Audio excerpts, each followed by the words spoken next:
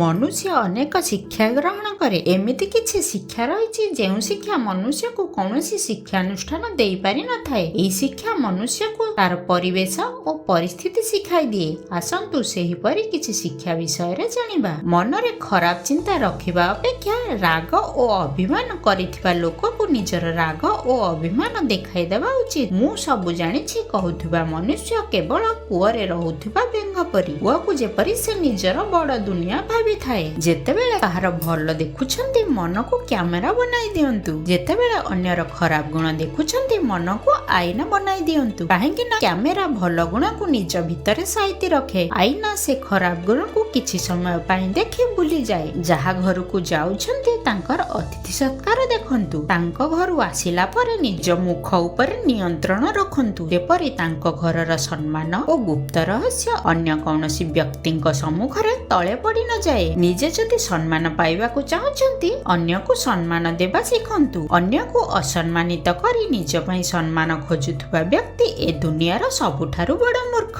ଯେଉଁ ମନୁଷ୍ୟ ପିତା ଓ ମାତାଙ୍କ ପଦ ସ୍ପର୍ଶ କରେ ତାଠାରୁ ବଳି ପୁଣ୍ୟ ପ୍ରାପ୍ତି କୌଣସି ତୀର୍ଥ ଓ ପୂଜାର୍ଚ୍ଚନାରୁ ମିଳିନଥାଏ। ଲୋକମାନେ ଯଦି ତୁମ ପଛରେ ତୁମ ଆଲୋଚନା କରୁଛନ୍ତି ଆପଣ ଦୁଃଖିତ ହୁଅନ୍ତୁ ନାହିଁ, କାରଣ ସେମାନେ ଆପଣଙ୍କୁ ମହତ୍ତ୍ୱ ଦେବାର ଅନ୍ୟ କୌଣସି ରାସ୍ତା ପାଇନଥାନ୍ତି। କୌଣସି ଦିନ ସେ ବ୍ୟକ୍ତିଙ୍କୁ ଡରନ୍ତୁ ନାହିଁ ଯେ ଆପଣଙ୍କ ମୁହଁରେ ଆପଣଙ୍କ ଆଲୋଚନା କରୁଛି, ବରଂ ତାଙ୍କୁ ଡରନ୍ତୁ ଯେଉଁମାନେ ସାମ୍ନାରେ ମିଠ କଥା କହି ଆପଣଙ୍କ ପଛରେ ଛଳନା କରୁଛନ୍ତି ଆପଣଙ୍କ ପତନ ପାଇଁ। ଏହି କଥାଟି ନିଜ ଭିତରେ ସୃଷ୍ଟି କରି ନିଅନ୍ତୁ। ଗୋଟିଏ ଚୁପ୍ ରହିବା ଏବଂ ଅନ୍ୟଟି କ୍ଷମା କରିଦେବା, କାରଣ ଚୁପ୍ ରହିବା ଠାରୁ ବଡ ଜବାବ କିଛି ନାହିଁ। କ୍ଷମା କରିଦେବାଠୁ ବଡ ଦଣ୍ଡ ଆଉ କିଛି ନାହିଁ। ଜୀବନରେ ଆପଣଙ୍କ ନିକଟରେ ଥିବା ଭଲ ଗୁଣକୁ ନେଇ ଗର୍ବ କରନ୍ତୁ ନାହିଁ, କାରଣ ପଥର ଯେତେବେଳେ ପାଣିରେ ପଡେ ତା ଓଜନରେ ସେ ତଳକୁ ଖସିଯାଏ। ସେ ଉପରକୁ ଉଠିବା ପାଇଁ ଅନ୍ୟର ସାହାଯ୍ୟ ନେବାକୁ ପଡେ।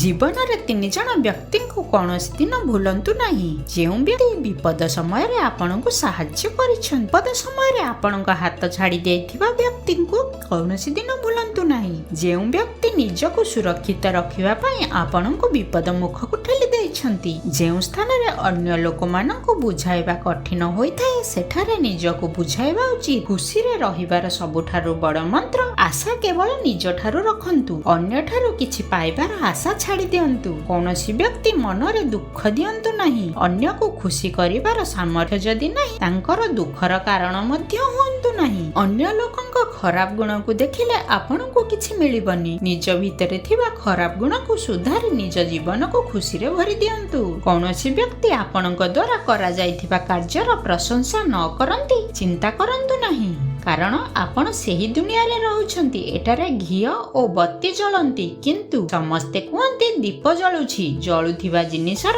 ନାମ ନଥାଏ। ଆପଣଙ୍କ ଶତ୍ରୁକୁ 1000 ଥର ସୁଯୋଗ ଦିଅନ୍ତୁ ସେ ଆପଣଙ୍କ ବନ୍ଧୁ ହେବା ପାଇଁ, କିନ୍ତୁ କୌଣସି ଦିନ ବନ୍ଧୁମାନଙ୍କୁ ଶତ୍ରୁ ହେବାର ସୁଯୋଗ ଦିଅନ୍ତୁ ନାହିଁ। ମନେ ରଖନ୍ତୁ ବିତି ଯାଇଥିବା କଥାକୁ ନେଇ ପଶ୍ଚାତାପ ଏବଂ ଭବିଷ୍ୟତର କଥାକୁ ନେଇ ଚିନ୍ତା ଏ ଦୁଇଟି ଏମିତି ଜିନିଷ ଯାହା ଆମର ଆଜିର ଖୁସିକୁ ନଷ୍ଟ କରିଦେଇଥାଏ। ଅଧିକ ମିଠା କଥା କହୁଥିବା ଲୋକଠାରୁ ସାବଧାନ ରୁହନ୍ତୁ, କାରଣ ସେ ମିଠା କଥା ପଛରେ କିଛି ରହସ୍ୟ ଲୁଚି ରହିଥାଏ। ଗ୍ରହଣ କରାଯାଇଥିବା ବିଷର ଚିକିତ୍ସା ସମ୍ଭବ, କିନ୍ତୁ କାନରେ କୁହାଯାଇଥିବା ବିଷାକ୍ତ ଶବ୍ଦର କୌଣସି ଚିକିତ୍ସା ନାହିଁ। କାହାକୁ ଦୁଃଖ ଦେବା ଗୋଟିଏ କରଜ ଯାହା ତୁମକୁ ଶୁଦ୍ଧ ମୂଳ ସହିତ ଅନ୍ୟଠାରୁ ମିଳିଥାଏ। ମନୁଷ୍ୟ ଅନ୍ୟମାନଙ୍କୁ ଦେଖାଇବାକୁ ନିଜର ମୁହଁ ତ ସଫା ରଖିଥାଏ, କିନ୍ତୁ ନିଜର ହୃଦୟରେ ସମସ୍ତଙ୍କ ପାଇଁ ବିଷ ଭରି ରହିଥାଏ, ଯେଉଁ ବିଷ ନିଜର ପତନର କାରଣ ହୁଏ। ଜୀବନରେ ମନୁଷ୍ୟ ଠାରୁ ବେଶୀ ପରମାତ୍ମାଙ୍କ ଠାରେ ଭରସା ରଖନ୍ତୁ, କାରଣ ମନୁଷ୍ୟ ଆପଣଙ୍କ ଅନିଷ୍ଟ କରିପାରେ କିନ୍ତୁ ସେ ଆପଣଙ୍କ କଷ୍ଟ ସମୟରେ ମାର୍ଗ ପ୍ରଦର୍ଶନ କରିଥାନ୍ତି।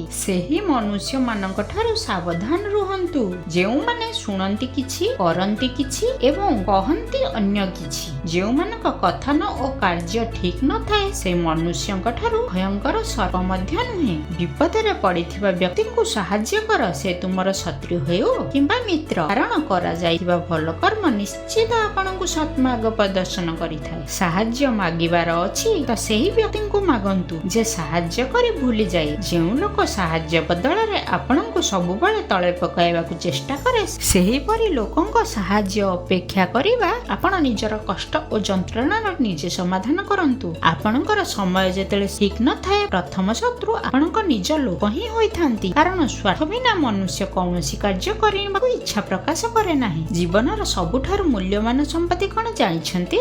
ଆମର ବର୍ତ୍ତମାନର ସମୟ, ଯାହା ଗୋଟିଏ ଥର ଚାଲିଗଲେ ଅତୀତ ହୋଇଯାଏ। ତେଣୁ ବର୍ତ୍ତମାନକୁ ସଦୁପଯୋଗ କରନ୍ତୁ, କାରଣ ଅତୀତ ଓ ଭବିଷ୍ୟତର ଚିନ୍ତା ଦୁଃଖର କାରଣ। ବର୍ତ୍ତମାନକୁ ସୁଧାରି ନେଲେ ଅତୀତ ଓ ଭବିଷ୍ୟତ ଠିକ ହୋଇଯାଇଥାଏ। ଭଗବାନଙ୍କ ନିକଟରେ କାଗଜ ଅଛି ନା କଲମ ଅଛି, ତାପରେ ମଧ୍ୟ ପ୍ରତ୍ୟେକ ମନୁଷ୍ୟର ଠିକ ଓ ଭୁଲର ହିସାବ ତାଙ୍କ ନିକଟରେ ରହିଛି। ତେଣୁ କରୁଥିବା କର୍ମକୁ ଠିକ କରି ନିଅନ୍ତୁ। ଜୀବନରେ କାହାକୁ ଏତେ ଭଲ ପାଇବା ଓ ସ୍ନେହ ଦିଅନ୍ତୁ ନାହିଁ, କାରଣ ସେମାନେ ଦୂରେଇ ଗଲେ ଆପଣ ବଞ୍ଚିବାଟା ମରିବା ସହ ସମାନ ହୋଇଯାଇଥାଏ। ତାଙ୍କୁ ସେ କଥାର କୌଣସି ଫରକ ପଡ଼ିନଥାଏ। ଯଦି ଅନ୍ୟର ଦୁଃଖ ଓ କଷ୍ଟ ଦେଖି ଆପଣ ଦୁଃଖିତ ହେଉଛନ୍ତି, ଭାବି ନିଅନ୍ତୁ ଭଗବାନ ଆପଣଙ୍କୁ ମନୁଷ୍ୟ ଜନ୍ମ ଦେଇ କୌଣସି ଭୁଲ କରିନାହାନ୍ତି। ମିଳିଥିବା ଏ ମନୁଷ୍ୟ ଜନ୍ମ ପାଇଁ ଭଗବାନଙ୍କୁ ଧନ୍ୟବାଦ ଦିଅନ୍ତୁ ଓ ମିଳିଥିବା ସମସ୍ତ ଜିନିଷ ପାଇଁ ମଧ୍ୟ, କାରଣ ଆପଣ ଯେଉଁ ଜିନିଷ ପାଇଁ ଦୁଃଖୀ ଅଛନ୍ତି, ସେହି ଜିନିଷ ଅନ୍ୟମାନଙ୍କର ଖୁସିର କାରଣ ହୋଇଥାଏ।